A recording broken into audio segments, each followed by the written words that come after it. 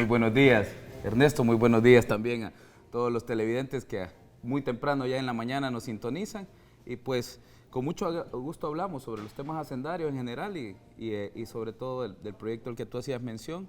Como tú muy bien lo mencionabas, el día, si no me recuerdo, jueves por la tarde presentamos junto a la ministra de Economía, María Luisa Hayan, presentamos dos iniciativas de ley, una que está referida al presupuesto general de la Nación, la ley Bitcoin, como tú muy bien lo sabes, Ernesto, establece que va a existir una caja de convertibilidad o un fideicomiso que servirá o hará las veces de caja de convertibilidad para asegurar que todos los usuarios de la red Chivo puedan tener un acceso directo y una convertibilidad automática entre la nueva moneda de curso legal y el dólar, que sigue siendo nuestra referencia o nuestra moneda de referencia. Así es, en efecto, fue el jueves en la tarde. A ver, uno de los aspectos relevantes es que también se hablaba de, digamos, cohesionar algunos aspectos que tienen que ver con contabilidades, ministro. Digamos, cuál es digamos, esa fase preparatoria o de indagación que ustedes ya tienen con relación al acoplamiento que van a tener las empresas, o cuáles son aquellas transferencias o operaciones que se van a llevar a cabo una vez entrando en vigencia? No, Ernesto, la ley Bitcoin es clara y dice las contabilidades de las empresas, la contabilidad del gobierno se mantendrá en dólares. Entonces no hay que hacer ninguna adecuación a nivel de sistemas de pagos. Lo único que hay que hacer es bajar la aplicación móvil de Chivo Wallet como tal. Y como bien lo explicaba el presidente el día de ayer, Ernesto, es mucho más sencillo de lo que se cree. No se le va a obligar a nadie si usted no quiere, si usted quiere seguir manejando todas sus operaciones en dólares o en efectivo, lo puede seguir haciendo. Entonces, bajar la wallet es opcional. Usar ya con la wallet instalada, hacer operaciones en otro tipo de moneda que no sea Bitcoin, que no sea, perdón, dólares, es totalmente opcional. Entonces, tú puedes recibir, como te lo explicaba la última vez que estaba en tu entrevista, tú tendrás dos botones, uno recibir los pagos en dólares o en Bitcoin, y yo realizar los pagos en dólares o en Bitcoin. Aunque yo te pague en Bitcoin, tú puedes recibir el pago siempre en dólares. Entonces, el presidente lo explicaba ayer de manera muy sencilla, decía, sumamente si sencilla. o no. Sí. Él decía, la gente podrá bajar una aplicación para recibir pagos o regalos en Bitcoin o dólares. No hay temor para poder entrar en que esto va a ser obligatorio para todo el mundo, solo para dejarlo bien y mucho más claro esta mañana. Absolutamente, si no tienes tú la app descargada, no, es simple. Entonces, creo que es mucho más sencillo de esto. Ahora bien, hay mucha gente que ha aprovechado para meter morbo, para decir que esto no está bien, pero miremos quiénes son esas voces disidentes, miremos quiénes son realmente, son aquellos que siempre se oponen a todo lo que sea desde el gobierno. Y no digo que esto no sea un proceso, claro que es un proceso, y la gente se va a ir adaptando, nos iremos adaptando así como hemos hecho con todas las nuevas tecnologías de información, nos iremos adaptando poco a poco, y te aseguro que esta va a ser una de las mejores opciones, Ernesto, para atracción de inversiones. Muchos flujos de efectivo que están en el extranjero y que están siendo invertidos en otros países podrán venir a invertirse en El Salvador y ofrecer servicios desde las plataformas digitales basadas en El Salvador. Entonces, creo que esto por fin nos aporta una ventaja comparativa respecto a los demás países. Bueno, Costa Rica hoy, hace 2 semanas, acaba de sacar una ley para nómadas digitales, por ejemplo. Y tú dirás, bueno, ¿y para qué le van a dar beneficios a esta gente que es nómada digital? Ni el término conocemos muy bien, dirán algunos. ¿Para qué le van a dar un beneficio de residencia, facilidades para que se instalen en el país hermano de Costa Rica? Porque los estilos de vida y las formas en las que las sociedades están interactuando ahora, Ernesto, son totalmente distintas. Esta gente, por ejemplo, que llega, basa sus operaciones desde un negocio digital y está en este territorio, pero normalmente permanece ahí o no ha nacido en ese territorio, y ellos están dando un beneficio. ¿Por qué dar un beneficio de este tipo?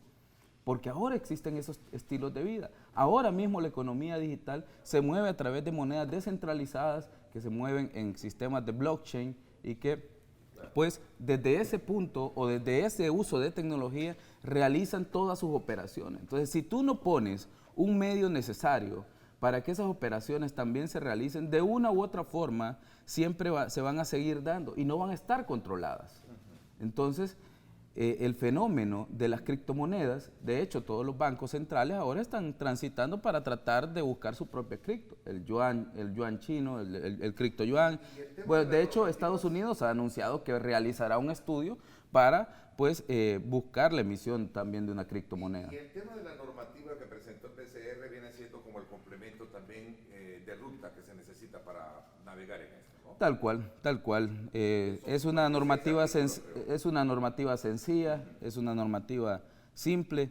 El presidente Bukele es, digamos, amante de que las cosas se puedan entender fácilmente a la población, entonces ha tratado que siempre, cuando nosotros hacemos algún tipo de legislación, pues sea simple, con un lenguaje entendible y que nuestra población sobre todo pueda saber a qué se refieren todos los términos. Porque me queda claro, ¿cuáles son los elementos más digamos sus argumentos por los cuales plantean la crítica? Es precisamente la falta de control que esto tenga para poder de alguna manera conocer cómo se manejarían las operaciones en el caso del Bitcoin. Pero ¿cuál falta de control, Ernesto?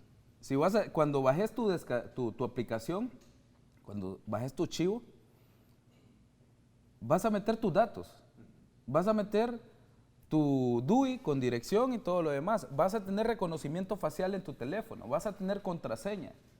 La trazabilidad es absoluta de punta a punta. Entonces, cuando alguien dice que no existe control, hoy por hoy, como creo que te lo ejemplificaba, sí. Yo hoy por hoy no puedo saber cuánto tienes tú de efectivo en tu billetera en este momento o en tu bolsillo. Si lo tuvieras en tu wallet, te aseguro que la superintendencia o el ente controlor va a saber y va a conocer si son trazables o no. Nunca he escuchado a ningún miembro de la comunidad Bitcoin que diga, miren, lo que nosotros no queremos es pagar impuestos, o lo que nosotros no queremos es control para el lavado de dinero y financiamiento a otro tipo de actividades. Entonces, es falso de que no existen parámetros de control sobre la aplicación y la trazabilidad de estas criptomonedas, porque de hecho son muchísimo más seguras, Ernesto, que el uso del efectivo. Ministro, cuénteme un poco sobre esta visita que hiciera precisamente, o esta solicitud a la Corte Suprema de Justicia, a la sala en particular, para poder tener la facultad, la iniciativa de ver estos temas relacionados con la evasión y otros aspectos que se generaron a partir de aquel decreto legislativo. ¿Cómo está la situación? Sí, nosotros asistimos el día miércoles. La semana pasada. El día jueves, perdón, sí. Que trasladamos el jueves de evasores para la Corte Suprema de Justicia. Sí. De hecho, Ernesto, este ha sido, como yo lo he llamado, el más grande robo a través de la evasión fiscal a la población salvadoreña.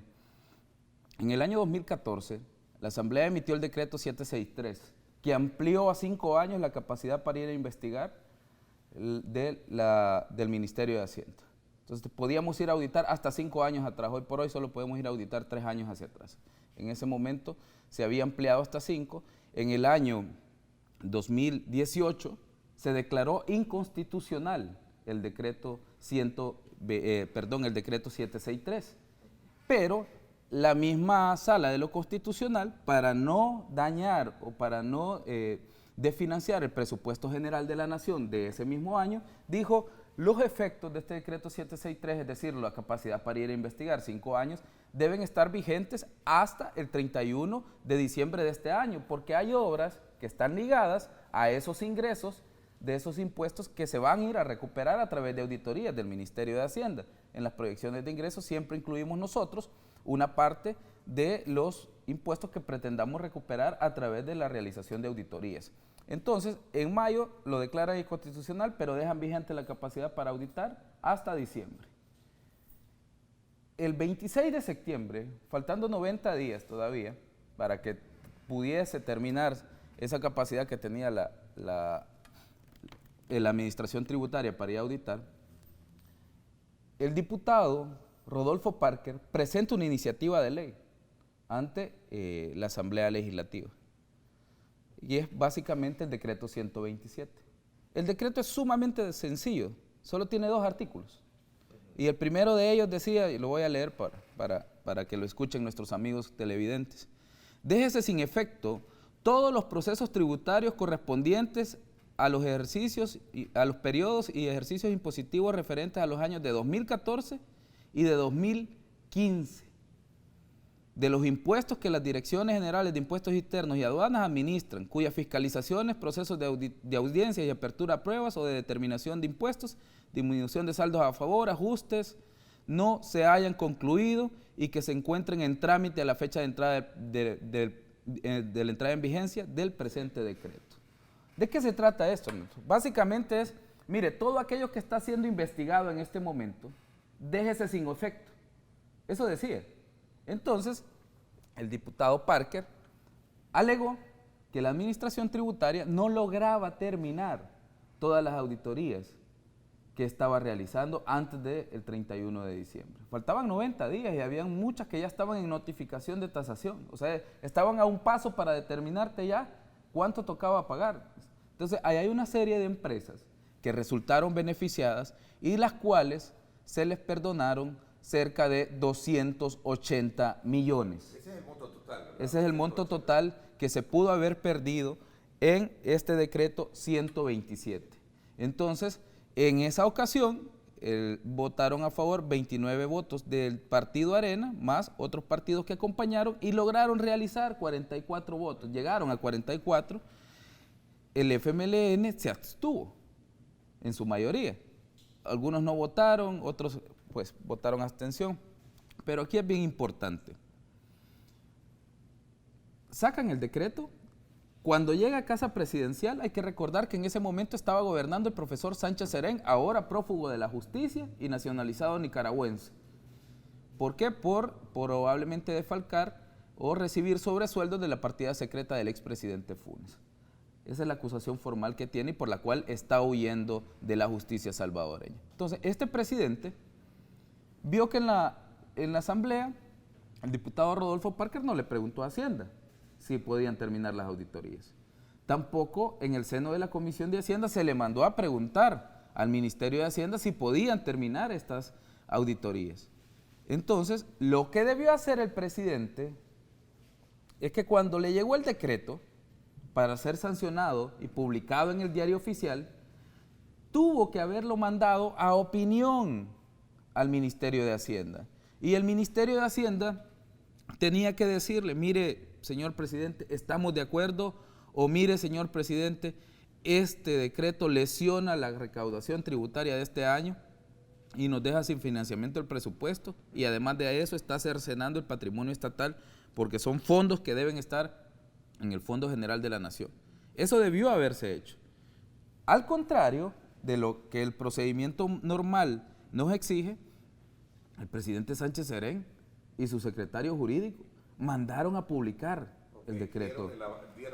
Básicamente le dieron el visto bueno. Entonces, si bien es cierto, la fracción del FMLN no votó, pero su presidente, su gobierno, acompañó ese decreto. Entonces tenemos un entramado, Ernesto, nuevamente en el que tenés a la cabeza al exdiputado Rodolfo Parker, famoso en este país por defender intereses corporativos y también por falsificar pruebas en juicios de crímenes de lesa humanidad. Entonces, tenés enfrente al diputado Rodolfo Parker, Arena, que acompaña con todos sus votos, y después tenés al presidente Sánchez Serén del FMLN, que manda a publicar el decreto en el Diario Oficial. Entonces, era un nado sincronizado, era una coordinación que ellos ya tenían. Alguien presentaba la iniciativa, el otro votaba y el otro lo mandaba a publicar. Y a todo esto Hacienda nunca se le preguntó. ¿Cómo crees, Ernesto, que se sintió nuestro equipo de auditores? Que realizan su trabajo con mucho esfuerzo, en algunos casos, pues con algunas precauciones, ¿verdad? Porque hay algunos empresarios que pues, a algunos no les gustan los malos empresarios, pero van y hacen su trabajo. Y justamente cuando estaban ya por presentar la tasación y por presentar el caso para que estos impuestos se recuperaran, les dicen, no, eso no lo va a cobrar. Entonces creo que cualquier persona que ama su trabajo, que le gusta su trabajo, se sentiría frustrado. Entonces, ¿qué incentivos hay para que los miembros de la administración tributaria hagan con decoro y con la debida diligencia todo su trabajo de auditoría? Todo esto, ¿lo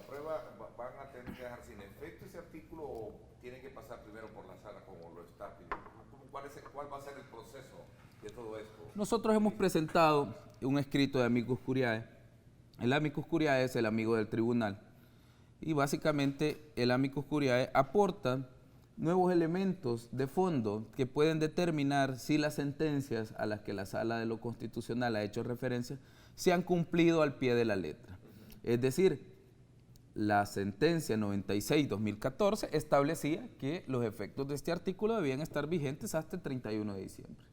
Pero le recortaron 90 días las capacidades a la administración tributaria. Tenemos que averiguar qué empresa era la que estaba siendo muy pronta a ser notificada para que se haya sacado pues con tanta rapidez el decreto. Y una vez la Sala de lo Constitucional analice nuestro escrito, revise todos los elementos de prueba que nosotros hemos mostrado o hemos aportado, a partir de eso, la Corte Suprema de Justicia puede mandatar algunas audiencias para hacer una revisión de seguimiento o una revisión de cumplimiento de la sentencia como tal. Y con esta revisión de cumplimiento de sentencia, podría la Corte Suprema de Justicia decir: miren, señores, Asamblea Legislativa, revierta lo que realizó y además de eso, devuélvale las capacidades fiscalizadoras a la administración tributaria para que abra esos expedientes y luego vaya a tasar y termine las auditorías y se puedan cobrar con una, ampliación transitoria o una suspensión de plazos, porque el decreto 127 es un acto totalmente ilegal. Fue contrario. Además de eso, se puede verificar, Ernesto, un incumplimiento o desobediencia por parte de los diputados. ¿Por qué?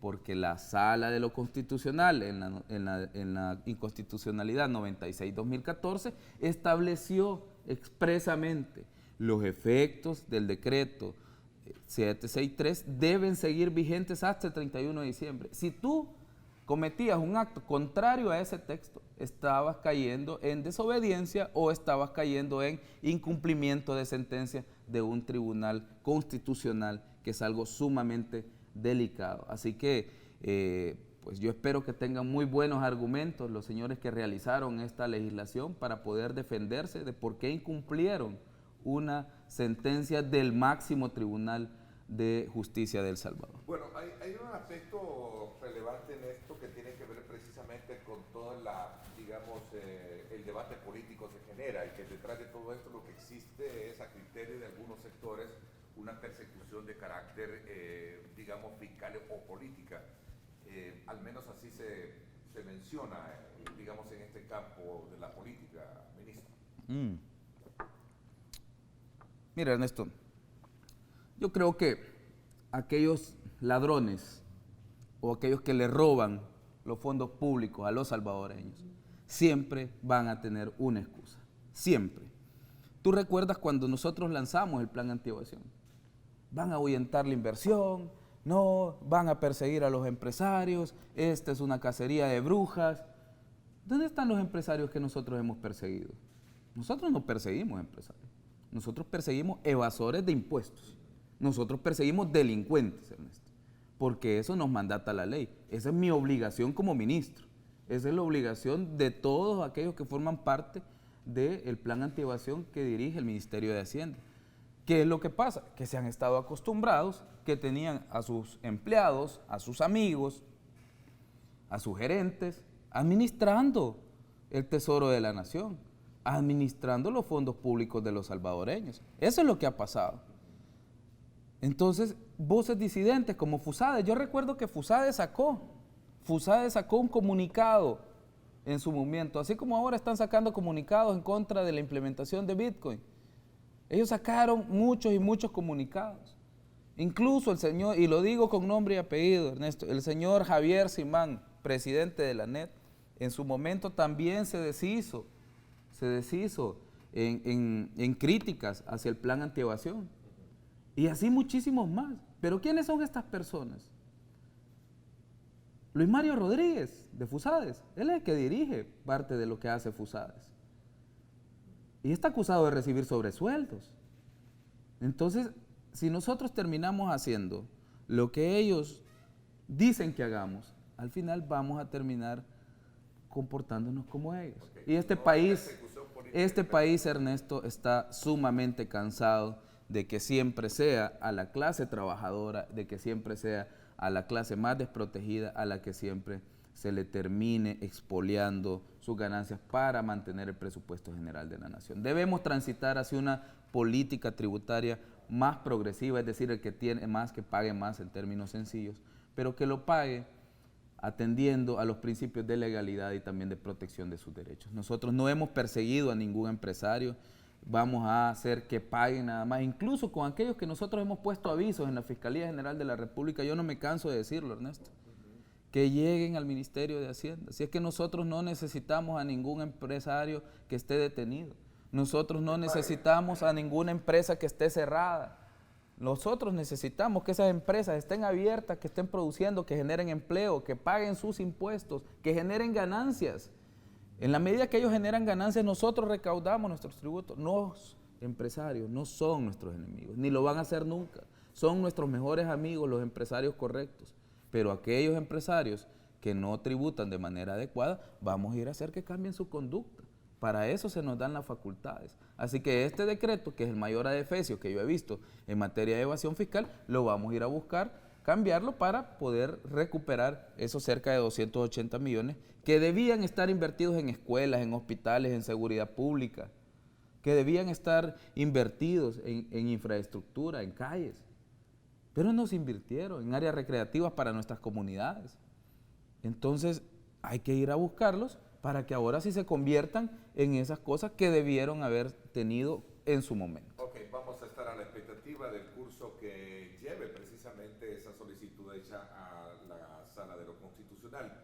Hablando de ir tras también buscar transparencia en el manejo de los fondos públicos, usted solicitó, ministro, también a la Asamblea Legislativa crear un decreto transitorio que le permita auditar a las alcaldías que manejaron fondos durante el tema de la pandemia. Cuéntenos un poquito cuál es el objetivo y cuáles son los alcances que tiene esta solicitud. Sí, yo esperaría, Ernesto, que asistamos, no sé si en la comisión de ahora, en la comisión de ahora de la Asamblea Legislativa, vamos a alcanzar a discutir este tema. Nosotros, durante la emergencia por COVID-19, decimos nosotros como gobierno central, trasladamos a las alcaldías de todo el país cerca de 200 millones que estaban establecidos en el decreto 608. Entonces, de estos cerca de 200 millones, la Corte de Cuentas no ha auditado a muchísimas de las alcaldías. Ellos dicen que ya iniciaron, pero nosotros no hemos logrado ver los informes hasta este momento, los informes finales, al contrario de lo que sí pudimos ver de las auditorías del Ejecutivo. Entonces, como a mí me toca, como ministro de Hacienda, realizarle esos pagos, específicamente al Fondo Monetario Internacional, que nos dieron un crédito RFI por 389 millones, y realizarle también estos pagos al BID, que nos dieron un crédito por 250 millones en el marco de ese decreto. Entonces, estos dos decretos le otorgaron casi cerca de 200 millones a la alcaldía que no han sido auditados. Y como me toca pagarlos a mí como ministro de Hacienda, al ver la inacción de parte de la Corte de Cuentas de la República, yo he solicitado que transitoriamente se nos habilite a nosotros como Ministerio de Hacienda a través de la Dirección General de Contabilidad Gubernamental para que podamos ir a auditar esos fondos y una vez auditados se le certificarán los resultados a la Corte de Cuentas de la República y a la Fiscalía General de la República. ¿Para qué? Para que si existiera el cometimiento de algún ilícito, cualquiera de las dos instituciones, Ernesto, tiene que accionar. Entonces, ¿por qué digo esto?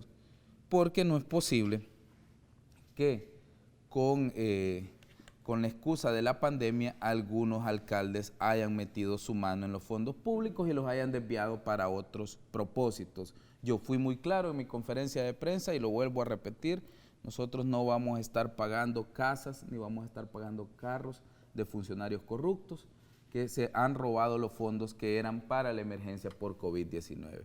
Claro, aquellas alcaldías que no tienen ningún problema o ningún inconveniente en cómo quedó documentado y en qué se han invertido esos fondos, te aseguro que nos van a dar toda la información, nosotros terminaremos las auditorías, se van a certificar los resultados y si no encontramos que hay ilícitos, evidentemente nuestro informe dirá que no existen ilícitos y que fueron invertidos muy bien los fondos.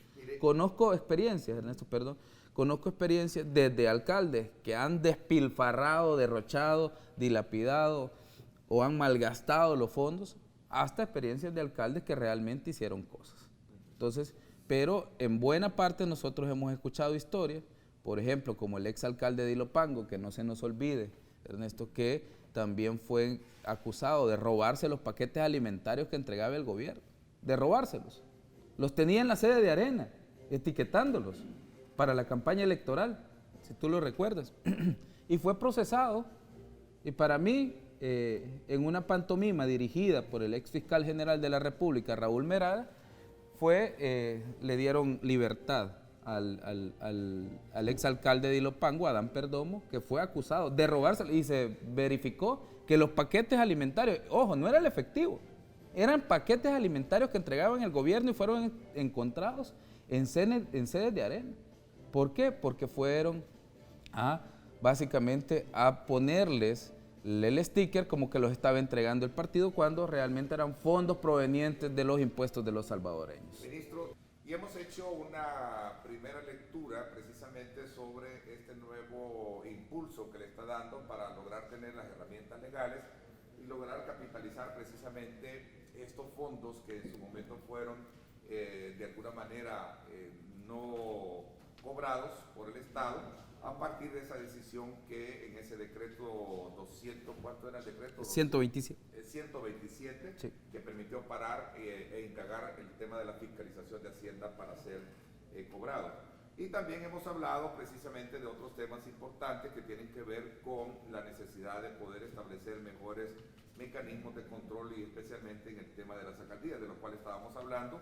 Y hacía una reflexión que este día, por cierto, se publica en uno de los matutinos, que la Corte de Cuentas de la República está haciendo una investigación a sus auditorías por supuestamente fraude de informes a favor de estas alcaldías que manejaron fondos durante la campaña. Sí. Esto en consonancia de lo que hablábamos, que también está buscando usted, ministro. Mira, Ernesto, justamente por este tipo de cosas es que tenemos todavía nosotros más causas para intervenir. Veo esta noticia que no la había visto, entiendo que creo que de ahora mismo, de hoy mismo, entonces, donde se han girado memorándums a los auditores de la Corte de Cuentas hacia adentro de la Corte de Cuentas, donde se les advierte que pueden ser sancionados o pueden ser investigados por la Fiscalía General de la República. Entonces, me anima o digamos nos sustenta más la iniciativa que nosotros fuimos a presentar a la Asamblea como tal. ¿Por qué? Porque la misma noticia, Ernesto, revisándola, dice que hay auditores que básicamente están vendiendo su trabajo o podrían estar siendo sobornados para poner informes en limpio. Y en muchos de los casos, incluso la noticia hace referencia a cómo son las conclusiones de los exámenes de auditoría que están realizando ellos, que básicamente dicen, el Consejo Municipal de XX lugar manejó de manera fiable y transparente los fondos, cuando no existe ni documentación. Y eso lo dice esa noticia. No existe ni documentación, ni actas del consejo, no existen órdenes de compra, no existen facturas, no existe documentación en general que soporte las operaciones. ¿Cómo pueden concluir que lo manejó de manera fiable si no se sabe de qué se invirtieron los fondos? Entonces, eso es lo que nos preocupa en este momento. Y también el alcalde de San José Villanueva, por ejemplo, cuando nosotros anunciamos el decreto, la iniciativa de ley para poder auditar los fondos, él también en la misma publicación que yo hacía de Twitter, él también me respondía y me decía, ministro, en nuestra alcaldía no existen conciliaciones bancarias, en muchos de los casos no existen cheques o facturas, hay muchísimas operaciones que no están bien documentadas y necesitamos que también venga a auditar. Y todavía recuerdo que me puso un segundo tuit que decía, lo espero, ministro. Entonces... ¿Cómo se interpretó ese gesto? Básicamente es una facilidad que está dando el alcalde. Una apertura para decir, sí, Claro, hay claro, porque nadie, Ernesto... José Villanueva es Pedro Durán. Correcto. Entonces, nadie quiere pagar los errores de otro. Yo no estaría dispuesto. Entonces, ¿qué es lo que hay que hacer? Documentar bien las operaciones cuando se realizan operaciones con fondos públicos y en este caso denunciar a aquellos que no hayan realizado bien su trabajo o que hayan malversado los fondos públicos. Entonces, desde ese punto de vista, ninguno de los alcaldes actuales debería estarle cubriendo la espalda a su antecesor y debería denunciar cualquier malversación de fondos públicos que pudo haber encontrado en las alcaldías al solo tomar su cargo. Esta noticia debe de ir un poquito más allá para su análisis, ministro, sobre todo porque la misma Corte de Cuentas dice que está investigando a sus auditores de que grave. En su momento se creería que estarían siendo sobornados, ¿verdad?, para favorecer en el tema de las auditorías. O sea, es una cosa muy delicada. Es sumamente grave, sumamente grave. Mira, como en toda actividad humana, a mí me ha tocado controlar, digamos. Hemos tenido la suerte que solo hemos tenido 2 casos en los que ha habido que denunciar a empleados de la administración tributaria, uno de aduanas y uno de la Dirección General de Impuestos Internos, respectivamente. Esos son los únicos 2 casos en mis casi 2 años de gestión dentro del ministerio, 1 año como viceministro y 1 año como ministro. Pero lo que mejor puede hacer el organismo colegiado, si ellos están seguros o tienen indicios de que sus auditores podrían estar siendo sobornados y que es una acción aislada en la que ellos como magistrados no tienen nada que ver, es abrir las investigaciones y presentar las respectivas denuncias y volver a mandatar la realización de exámenes. Nosotros vamos a terminar nuestros exámenes y cuando ellos vean van a tener básicamente 2 auditorías.